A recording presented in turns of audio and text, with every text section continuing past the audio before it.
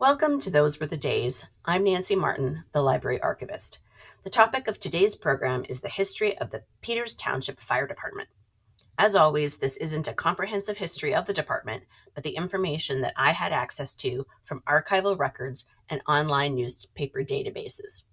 I also got some great information from some former firefighters who attended our in-person program on Thursday, October 9th. Thank you to Wayne and Dave.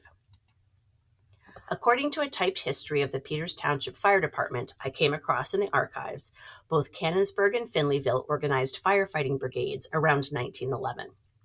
This map, taken from Google Earth, shows Peters Township outlined in red, with Canonsburg and Finleyville circled in orange. You can see that Peters Township falls in between the two towns.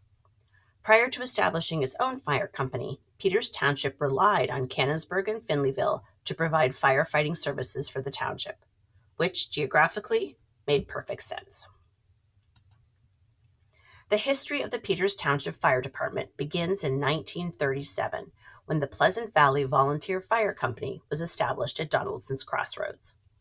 According to the March 3, 1937 edition of the Daily Notes newspaper out of Canonsburg, John L. Davies was appointed president of the fire company, and its governors were Walter Donaldson, Walter Decker, and John Williams.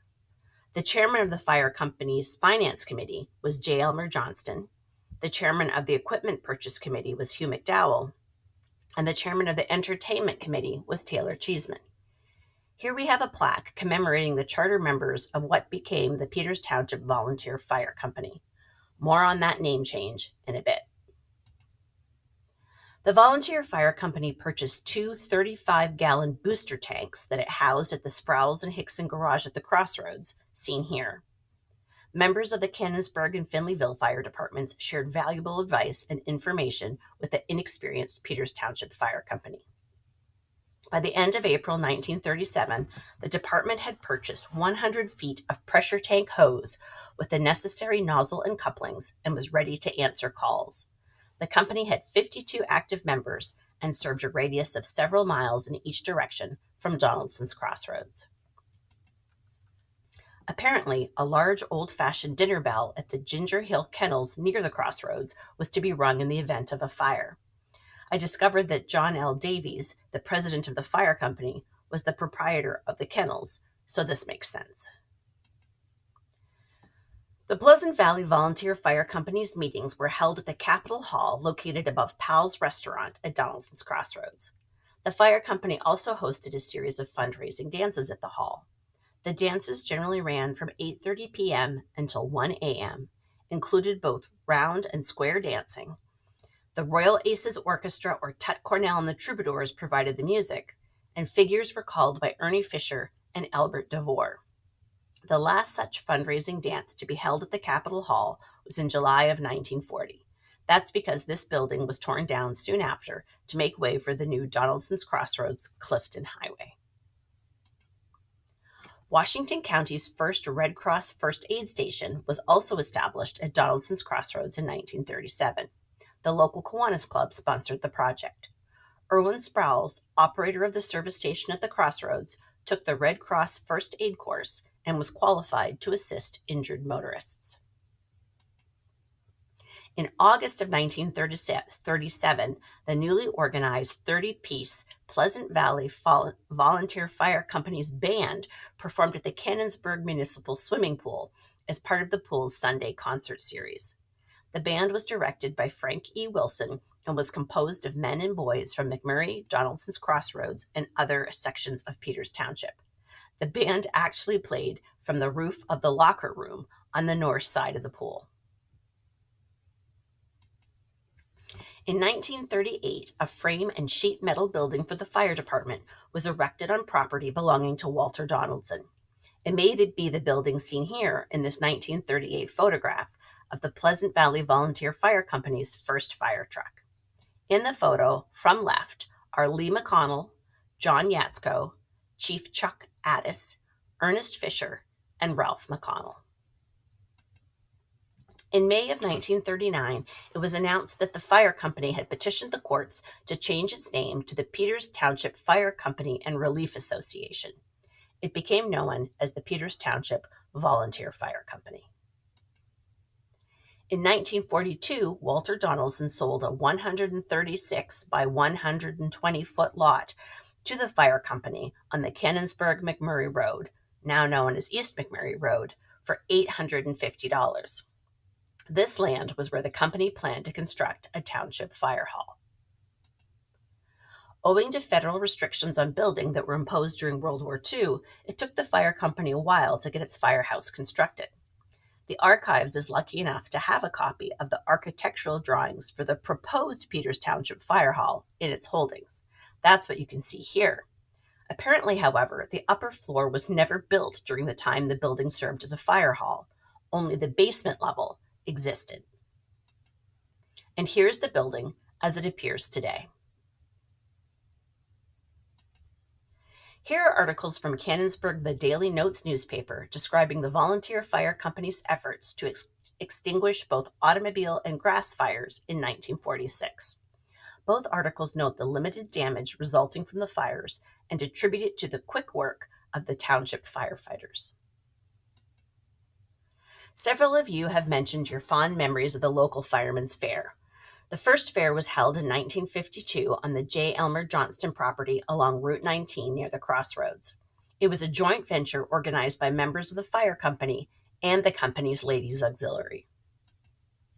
Proceeds from the fair were used to purchase additional firefighting equipment to provide better fire protection for the township. You may have seen this advertisement for the 1958 Firemen's Fair in one of my presentations a few months back when we discussed Peters Township in the news. In 1958, tickets were available for half price, which was $10 for $10 at the Crossroads Esso station prior to the fair. The Ladies Auxiliary of the Peters Township Volunteer Fire Company was established in 1954. The auxiliary held monthly meetings just like the men did. Rose Donaldson was one of its presidents. The auxiliary raised funds for the company. Its fundraising events included rummage sales and spaghetti dinners. It also served coffee to firefighters at the scene of fires.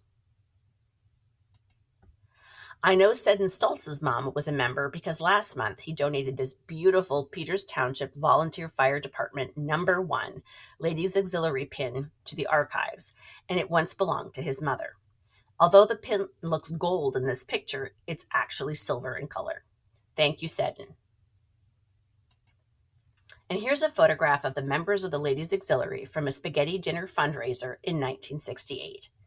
I understand there was a short-lived split of the Ladies Auxiliary beginning in the late 1960s due to the younger women wanting to have more of a say.